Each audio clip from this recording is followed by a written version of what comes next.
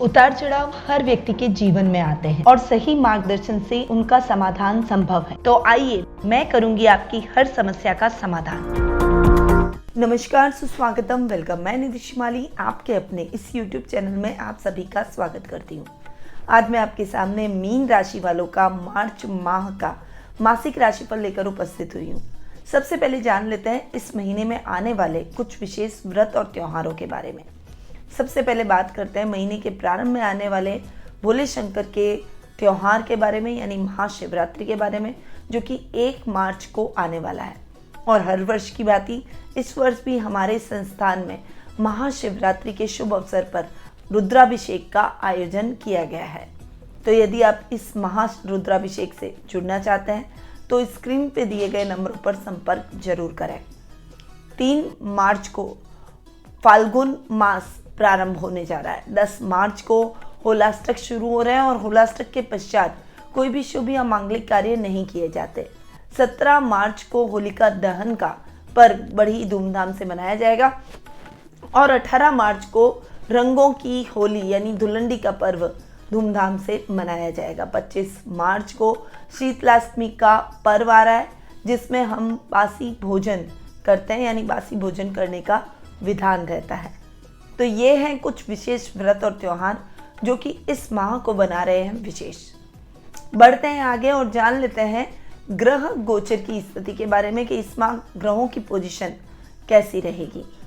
सबसे पहले बात करते हैं ग्रहों के राजा सूर्य की, जो कि वर्तमान में अपनी सम राशि कुंभ राशि में विराजमान है और 15 मार्च को वे कुंभ से अपनी अति मित्र राशि मीन राशि में प्रवेश करेंगे। बुध का 2 बार राशि परिवर्तन इस माह होने वाला है। वर्तमान में वे अपनी शत्रु राशि मकर राशि में विराजमान है और महीने के प्रारंभ यानी 6 मार्च को ही वे अपनी मित्र राशि कुंभ राशि में प्रवेश करेंगे। वहां वे 23 मार्च तक विराजमान रहेंगे और 24 मार्च को पुनः राशि परिवर्तन करते हुए अपनी नीच की राशि मीन राशि में प्रवेश करेंगे। मंगल ग्रह इस पूरे माह उच्च के होकर मकर राशि में विराजमान रहेंगे। वहीं गुरु ग्रह अपनी मित्र राशि कुंभ राशि में विराजमान रहेंगे। शुक्र इस पूरे माह अपनी शम राशि मकर राशि में विराजमान रहेंगे और महीने के लास्ट यानी 31 मार्च को वे कुंभ में प्रवेश करेंगे। शनि ग्रह पूरे माह मकर राशि में स्वग्रही होकर विराजमान रहेंगे। राहु वृषभ में और केतु वृश्चिक राशि में विराजमान रहने वाले हैं। तो ये है ग्रहों की स्थिति का हाल। जब सूर्य और बुध मीन राशि में प्रवेश करेंगे तब शनि की तीसरी दृष्टि का सामना उन्हें करना पड़ेगा। तो अब क्या दृष्टियों का इफेक्ट रहेगा, ये ग्रहों की जो उथल पुथल हो रही है उसका क्या प्रभाव आपको अपने जीवन पे देखने को मिलेगा, इसके बारे में जान लेते हैं। तो शुरू करते हैं मीन राशि वालों का मार्च माह का मासिक राशिफल। सबसे पहले बात करते हैं आपके राशि स्वामी की। आपके राशि स्वामी हैं गुरु, जो कि अपने से 12वें जाकर बैठे हैं। पर्सनैलिटी के भाव के स्वामी भी हैं, इसीलिए ये समय थोड़ा सा आपके लिए पर्सनैलिटी वाइज इतना अच्छा नहीं रहेगा। ज्ञान आप लोगों को देंगे पर उसका प्रभाव लोगों पर नहीं पड़ेगा। कई बार आप अपनी बातों को समझाने में अपने आप को असमर्थ महसूस करेंगे। वहीं ये समय लोगों के साथ मिलकर कार्य करने का है, न कि अकेले अपने जीवन में आगे बढ़ने का। तो थोड़ा सा टीम वर्क की तरह आपको सोचना पड़ेगा। ददियाल से संबंधों में थोड़ा सा ध्यान रखें, क्योंकि उनसे संबंध बिगड़ सकते हैं, खराब हो सकते हैं। वहीं ये समय आपके कजिन्स के साथ बॉन्डिंग को भी बिगाड़ सकता है। यदि उनके साथ संबंध ऑलरेडी अच्छे नहीं चल रहे हैं तो थोड़ा सा संभल कर रहें। अपनी वाणी पर संयम और क्रोध पर नियंत्रण जरूर रखें। इस समय आपको सोच समझकर निवेश करना है और फूंक फूंक कर अपने जीवन में कदम बढ़ाने हैं, क्योंकि ये समय आपको फायदा कम और नुकसान की स्थितियां ज़्यादा दिलवा सकता है। तो थोड़ा सा संभल कर ही आपको चलना चाहिए। अब आपके लग्नेश के साथ साथ गुरु आपके कर्मेश भी हैं और अपने से तृतीय बैठे हैं, वो तो ठीक है, परंतु गुरु का खर्च भाव में जाकर बैठना आपके खर्चों में अनर्गल वृद्धि ला सकता है। इस समय अपने लिमिट में खर्च करना ही आपके बजट को ठीक रख सकता है, वरना किसी से उधार लेने की समस्या उत्पन्न हो सकती है और उसे उधार चुकाने में आपकी ग्रोथ लगभग रुक सी जाएगी और उसमें बड़ी परेशानियों का भी सामना करना पड़ेगा। वहीं इस समय आपके कार्य क्षेत्र के अंदर थोड़ा सा आपको संभल कर चलना है। सरकारी कार्यों में बाधा उत्पन्न हो सकती है। विदेशी कंपनियों के साथ कोलैबोरेशन अटक सकता है, यानी उसमें आपका पैसा फंस सकता है। पिता के साथ मतभेद हो सकता है। इसके अलावा काम में थोड़ा सा एकाग्रचित होकर आगे बढ़ना पड़ेगा। थोड़ी सी एक विरक्ति सी काम के प्रति आपके मन में रहेगी, तो थोड़ा सा संभल कर चलें और अपने कर्तव्यों को पूर्ण करने के बाद आप कोई भी काम करें। वैसे ये समय आपको आध्यात्म की तरफ भी प्रेरित करेगा।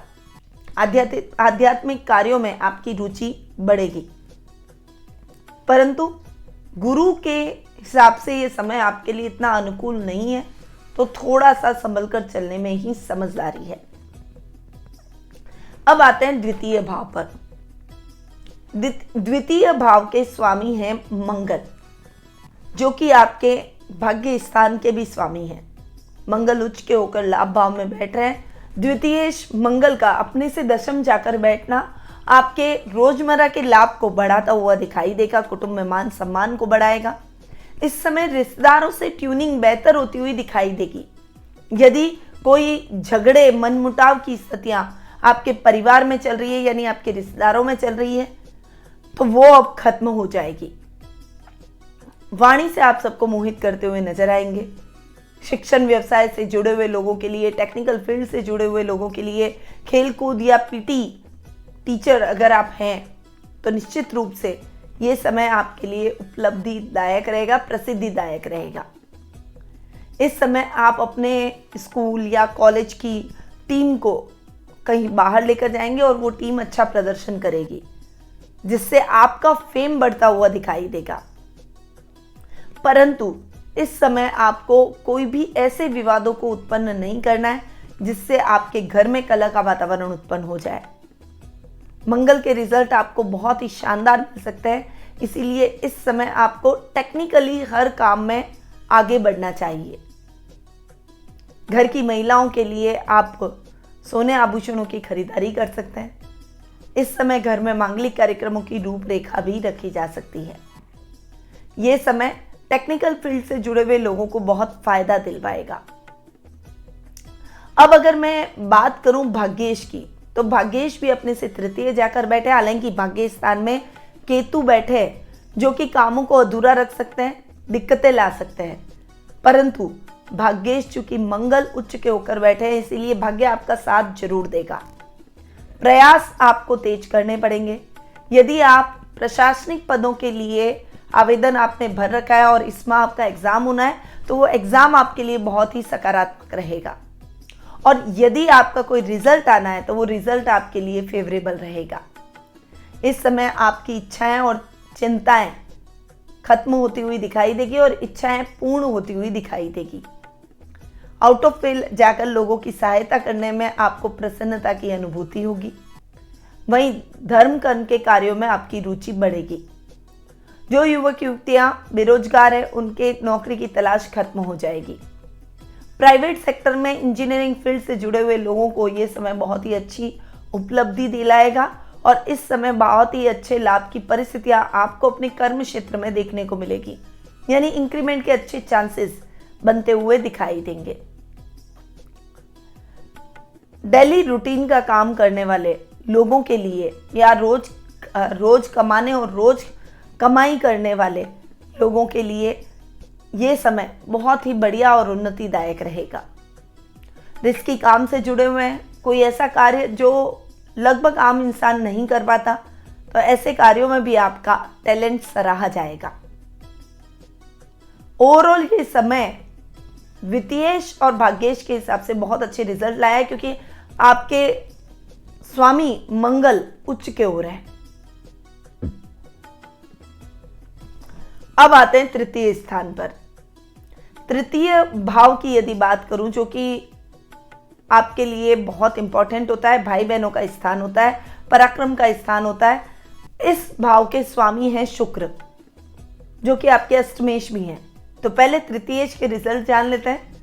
तृतीय भाव के स्वामी का अपने से नवम जाकर बैठना बढ़िया, परंतु मंगल और शनि के बीच में शुक्र लगभग फंस से गए हैं, तो जैसे परिणाम चाहिए वैसे परिणाम नहीं मिल पा रहे।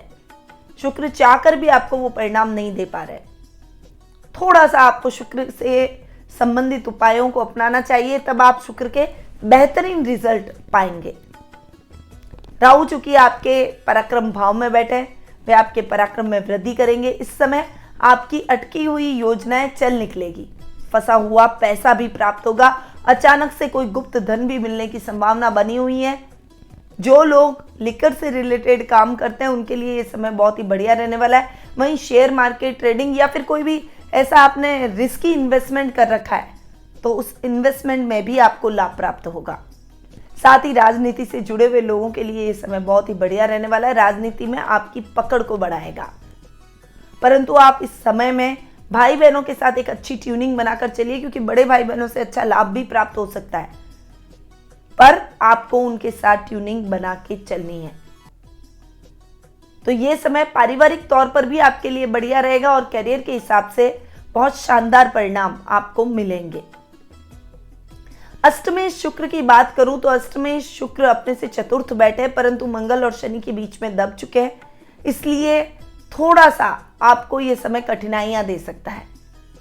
यानी यात्राएं बहुत करवाएगा, घर से दूर रहना पड़ेगा, डिसीजन मेकिंग पर इफेक्ट डालेगा, कभी कभी गलत निर्णय आपको नुकसान की स्थितियां दिलवाएंगे। कंफ्यूजन की स्थिति इस समय आपके जीवन में रह सकती है। मैंने आपको पहले ही बताया, शुक्र के कुछ विशेष उपाय कीजिए, तब शुक्र खुलकर आपको अच्छे रिजल्ट देते हुए दिखाई देंगे। गुप्त शत्रुओं से इस समय आपको बचना पड़ेगा। भावुक होकर कोई भी निर्णय न लें, क्योंकि भावुकतावश आप जो भी निर्णय लेंगे वो गलत निकल सकता है। अपने कार्यों को खुद खड़े रहकर पूर्ण करेंगे तो आपके सभी काम निर्विघ्न संपन्न होंगे और किसी के बहकावे में बिल्कुल भी ना आए। बस इन बातों को ध्यान रखें तो शुक्र के अच्छे परिणाम आपको देखने को मिलेंगे, क्योंकि सजगता हटी और दुर्घटना घटी। जीवन का यही फंडा है, इसीलिए जितना सजग रहेंगे उतना अपने जीवन में परेशानियों से दूर रहेंगे। अब आते हैं चतुर्थ भाव की तरफ। चतुर्थ भाव के स्वामी हैं बुध, जो कि आपके खर्च स्थान में जाकर बैठे हैं और चतुर्थेश के साथ में सप्तमेश भी हैं, यानी सुखेश और सप्तमेश बुध हैं। और खर्च भाव में बुध का जाकर बैठना आपके लिए इतना उत्तम परिणामदायक नहीं है। हालांकि अपने से नवम बैठे, परंतु बुध एक सौम्य ग्रह है और सौम्य ग्रह का खर्च में जाकर बैठना आपके खर्चों में उथल पुथल ला सकता है, आर्थिक स्थिति को फ्लक्चुएट कर सकता है। इस समय घर के रखरखाव पर, इलेक्ट्रॉनिक गैजेट्स पर, आपके मौज शौक पर, घूमने फिरने पर, घर में लग्जरियस आइटम की खरीदारी पर, वाहन के रखरखाव पर खर्चा आ सकता है। तो थोड़ा सा आपको संभल कर खर्च करना है। अनर्गल खर्च करने से बचें। प्रॉपर्टी से संबंधित अगर कोई भी सौदे आपके सामने आते हैं, क्रय विक्रय की समस्या अगर बहुत लंबे टाइम से चल रही है, तो सोच समझ कर कदम उठाएं। किसी अनुभवी व्यक्ति से पहले सलाह लें और जिसको भी आप प्रॉपर्टी बेच रहे हैं या जिससे खरीद रहे हैं उसके बारे में जान लेना बेहद आवश्यक है, वरना आपके साथ फ्रॉड हो सकता है। कार्यस्थल पर यानी नौकरी में भी यदि कोई पेपर आप साइन करने जा रहे हैं तो पहले उन पेपर्स को रीड करें, उन्हें पूरी तरह से पढ़ें, उसके बाद में उन पर साइन करें, वरना लापरवाही में आपको बॉस की डांट सुनने को मिल सकती है। कई नुकसान की स्थितियां आपको देखने को मिल सकती हैं। अब बात करूं 7th हाउस की, यानी सप्तम भाव की, जो कि खर्च में बैठे हैं। तो बुध का सप्तमेश होकर खर्च भाव में जाकर बैठना, अपने से सष्टम बैठना, लाइफ पार्टनर के साथ ट्यूनिंग को बिगाड़ सकता है। इस समय उनके स्वास्थ्य को लेकर कुछ चिंता के भाव आपके मन में उत्पन्न होंगे और उनकी खिन्नता आप पर निकलेगी और आप उसे एक्सेप्ट नहीं कर पाएंगे। यानी ये झगड़ों को न्योता देने जैसी बात हो जाएगी। थोड़ा सा आपको संभल कर रहना ही पड़ेगा, वरना दाम्पत्य जीवन में दूरियां बढ़ सकती है। लव रिलेशनशिप में लव मेट के स्वास्थ्य को लेकर चिंता आपके मन में उत्पन्न होगी। इस समय व्यापारी वर्ग को भी निवेश करते समय ध्यान देना है। व्यापार में थोड़ा तोल मोल कर चलें। अनर्गल रिस्क हाथ में लेने से बचें। बढ़ाएं व्यापार को, पर धीरे धीरे योजनाओं का क्रियान्वयन करें। एक साथ आपने 4 योजनाएं शुरू कर दी और कोई भी योजना सफलतापूर्वक आगे नहीं बढ़ पा रही है, तो उन चारों में आपका पैसा भी अटकेगा, आपका टाइम भी वेस्ट होगा और मन में निराशा भी उत्पन्न होगी। इसकी अपेक्षा पहले एक योजना पर काम करें, वो सफलतापूर्वक संपन्न हो जाए, फिर दूसरी योजना शुरू करें। इस तरह से स्ट्रैटेजी और प्लानिंग बनाकर आपको चलना पड़ेगा, तभी आप व्यापार में भी सफलता हासिल कर पाएंगे। लव रिलेशनशिप वालों के लिए यह समय थोड़ा सा टिपिकल चल रहा है, इसीलिए इस समय अपने पार्टनर की भावनाओं का ध्यान रखें, उन्हें नाराज न करें।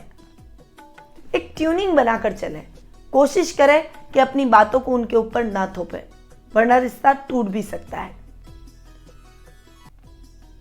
क्योंकि बुध 24 मार्च के बाद में नीच के हो रहे हैं, लग्न में आकर अब सप्तम भाव को देखेंगे और नीच के होकर सप्तम भाव को देखेंगे, तो इतने अच्छे परिणाम बुध के मिलने ही नहीं है।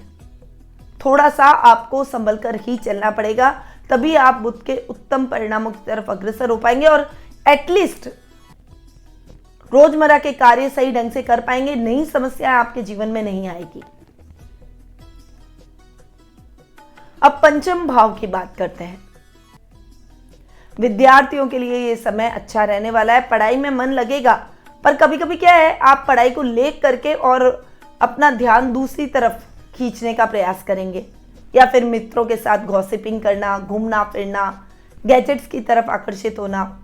अपने डिस्ट्रैक्शन को थोड़ा सा कम कीजिए, तभी आप रिजल्ट प्राप्त कर पाएंगे और अपने लक्ष्य को पाएंगे। संतान की तरफ से जो भी समस्या आपके जीवन में है, उनका निवारण हो जाएगा।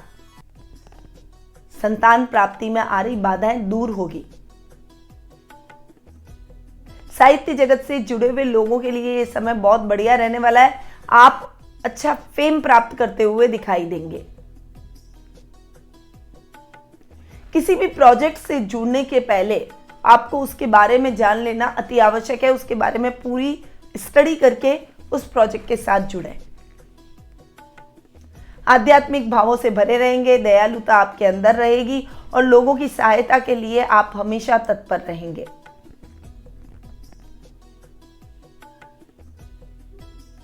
अब आते हैं षष्ठम भाव की तरफ, यानी रोग भाव की तरफ। रोग भाव के स्वामी है सूर्य, जो कि द्वादश में बैठे हैं और अपने ही घर को देख रहे हैं। इस समय नेत्र संबंधी विकार खत्म हो जाएंगे। हृदय रोगों के लिए समय अच्छा रहेगा, यानी इंप्रूवमेंट का रहेगा। त्वचा से संबंधित समस्याओं से थोड़ी मुक्ति मिलेगी। थोड़ा आप स्वास्थ्य के प्रति रिलैक्स महसूस करेंगे। शत्रु पक्ष चाहकर भी आपका कुछ नहीं बिगाड़ पाएगा। आप अपने जीवन के प्रोफेशनल लाइफ में और पर्सनल लाइफ में सक्सेसफुल होते हुए दिखाई देंगे। समस्याएं जीवन से कम हो जाएगी और आप उचित समाधान अपनी समस्याओं का भी निकालते हुए दिखाई देंगे। जो काम हाथ में लेंगे उसमें आप लगन और मेहनत से आगे बढ़ते हुए दिखाई देंगे और उसे सफलतापूर्वक संपन्न भी कर लेंगे। इस समय आपकी स्ट्रेंथ काम आएगी। आपका आत्मविश्वास आपको आगे बढ़ाएगा। तो आत्मविश्वास में किसी भी प्रकार की कमी न रखें और ओवर कॉन्फिडेंट ना हो। सफलता मिलती है तब व्यक्ति ओवर कॉन्फिडेंट हो जाता है, अहंकारी हो जाता है। तो अहंकारी होने की आवश्यकता नहीं है। तभी सफलता लंबी आपके साथ रहेगी जब आप अहंकार का त्याग करेंगे। थोड़ा सा आपको अपने अहंकार को त्याग करते हुए अपने जीवन में आगे बढ़ना है। आप सफलता भरपूर प्राप्त करेंगे। अब आते हैं सीधा लाभ भाव पर, क्योंकि अन्य भावों की बात मैं कर चुकी हूं। लाभेश शनि जो कि आपके खर्च भाव के भी स्वामी हैं, लाभ भाव में स्वग्रही होकर बैठ रहे। लाभ की स्थिति आपके जीवन में यथावत बनी रहेगी। कहीं ना कहीं से आपका काम चलता रहेगा, पैसा अटकेगा, पर दूसरी तरफ से मनी का फ्लो आ जाएगा। आकस्मिक धन लाभ की परिस्थितियां देखने को मिलेगी। यदि आपने किसी को उधार दे रखा है तो वो उधार आपका चुका कर जाएगा। कोई अटकी हुई योजना आपकी चल निकलेगी, उससे आपको पैसा मिल जाएगा। सर्कल और लेवल आपका इस समय बढ़ता हुआ दिखाई देगा और सर्कल और लेवल में कुछ ऐसे लोग जुड़ेंगे जो कि आने वाले टाइम में आपको आपके कार्यों में सहायता करते हुए सफलता दिलवाएंगे। नौकरी पेशा लोगों के अधिकारियों के साथ में तालमेल अच्छा रहेगा। दिक्कतें थोड़ी सी कम होती हुई दिखाई देगी। मेहनत का यथेष्ट फल आप इस समय जरूर प्राप्त करेंगे। जो मैन्युफैक्चरर हैं, बड़े व्यापारी हैं, उनके लिए यह समय उत्तम परिणामदायक रहेगा। सामाजिक मान सम्मान में वृद्धि होगी। भाई बहनों के साथ तालमेल अच्छा रहेगा। परिवार के साथ बॉन्डिंग और अधिक बेहतर होती हुई दिखाई देगी। खर्च भाव की बात करूं, खर्च भाव के स्वामी भी शनि है जो कि अपने से 12वें बैठे पर मूलांतरिक बैठे हैं। हालांकि बुध, सूर्य और गुरु तीनों खर्च भाव में बैठकर आपके सभी स्थानों को प्रभावित कर रहे हैं, पर खर्च भाव के स्वामी का मूलांतरिक होकर बैठना कहीं ना कहीं इनके परिणामों को सकारात्मक करता हुआ दिखाई देगा। यानी खर्चों में थोड़ी सी कमी आप महसूस करेंगे।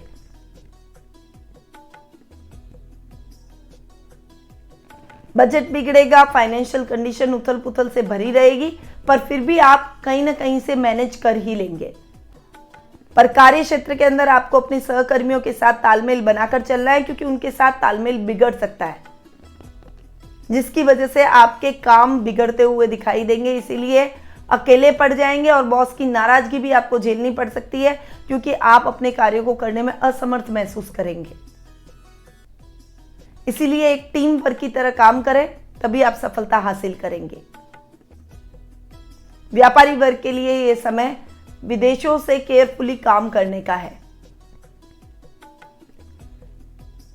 अपॉर्चुनिटीज बहुत मिलेगी, परंतु आपको पहले जानना जरूरी है कि वो जिसके साथ आप काम कर रहे हैं, जिस बड़ी कंपनी के साथ आप काम कर रहे हैं, वो सही है या नहीं है। उसके साथ काम करने से आपको ग्रोथ मिलेगी या नहीं मिलेगी, उसके बाद उसके साथ आगे बढ़े। तो थोड़ा सा संभल कर रहने में ही समझदारी है। तो ये तो था मीन राशि वालों का मार्च माह का मासिक राशिफल। अब कुछ शुभ तारीखें जिनके बारे में जानना बेहद आवश्यक है। इन तारीखों पर आप अपने शुभ या मांगलिक या जरूरी काम निपटा सकते हैं। 1 तारीख, 4 से 10 तारीख, 14 से 19 तारीख, 23 से 28 तारीख और 31 तारीख, ये तारीखें आपके लिए बहुत ही शुभ रहने वाली है। इसके साथ ध्यान देने योग्य तारीखों के बारे में भी जानना जरूरी है। इन तारीखों पर आप थोड़ा सा सतर्क रहें। 2 तारीख, 3 तारीख, 11 से 13 तारीख, 20 से 22 तारीख, 29 तारीख और 30 तारीख, ये तारीखें आपके लिए ध्यान देने योग्य रहेगी। आपका शुभ रंग रहेगा नीला और आपका शुभ रंग रहेगा सिल्वर। ये 2 कलर आपके लिए बहुत ही लकी साबित होंगे। अब आते हैं उपायों पर। उपाय आपको क्या करने चाहिए? उपायों की यदि बात करूं तो इस माह आपको कुछ विशेष उपाय जरूर अपनाने चाहिए। शुक्र के रिजल्ट आपको अगर बेहतर चाहिए तो शुक्रवार के दिन मां लक्ष्मी की पूजा आराधना करें और लक्ष्मी के सहस्त्र नाम का पाठ करें, लक्ष्मी नामावली का पाठ करें। सफेद चीजों का दान करना आपके लिए बहुत ही शुभ रहेगा। साथ ही एक स्फटिक के कछुए को आप अपने पूजा कक्ष में स्थान दें और मां लक्ष्मी की मूर्ति के सामने रखें। इससे धनागमन में वृद्धि होगी। इसके अलावा आपको गुरु और बुध के भी कुछ रिजल्ट बेहतर करने के लिए उपाय करने चाहिए। सबसे पहले गुरु की अगर मैं बात करूं तो गुरुवार के दिन आपको केले के वृक्ष के नीचे घी का दीपक जलाना है और सत्यनारायण की कथा गुरुवार के दिन जरूर करें। इससे गुरु के परिणाम बेहतर होंगे और चूंकि आपके लग्नेश और कर्मेश है तो आपको अच्छे रिजल्ट देंगे। वहीं शिव परिवार की पूजा आराधना करें और पंचामृत से शिव परिवार पर अभिषेक करें। इससे बुध और राहु के रिजल्ट बेटर होंगे। तो ये कुछ उपाय हैं जो कि आपको इस माह करने चाहिए, परंतु ये उपाय हैं गोचर के हिसाब से। क्या आप जानना चाहते हैं आपकी कुंडली में कैसे ग्रहों की स्थिति है, क्या स्थिति अभी चल रही है? गोचर और जन्म कुंडली के हिसाब से आपके मन में कुछ प्रश्न है जिसके उत्तर आप प्राप्त करना चाहते हैं। व्यापार नहीं चल रहा है, नौकरी में समस्याएं आ रही है, व्यापार करे या नौकरी इस कंफ्यूजन में है, संतान प्राप्ति में बाधा उत्पन्न हो रही है, विवाह हो नहीं पा रहा है और दाम्पत्य जीवन सुखमय नहीं है, आर्थिक स्थिति फ्लक्चुएशन से भरी हुई है, परिवार में कलह का वातावरण है, वास्तु दोष से पीड़ित है। अगर आपके मन में इसी प्रकार के कोई प्रश्न उठ रहे हैं और उसका हल आप प्राप्त करना चाहते हैं तो घर बैठे ही कुंडली विश्लेषण का लाभ आप मुझसे प्राप्त कर सकते हैं। ध्यान रखिए, एक परामर्श आपका भाग्य बदल सकता है। अधिक जानकारी के लिए स्क्रीन पे दिए गए नंबरों पर जरूर संपर्क करें। अब मैं अपनी वाणी को यहीं विराम देती हूं। स्वस्थ रहिए, व्यस्त रहिए, मस्त रहिए और हमेशा मुस्कुराते रहिए। जय श्री राधे कृष्णा।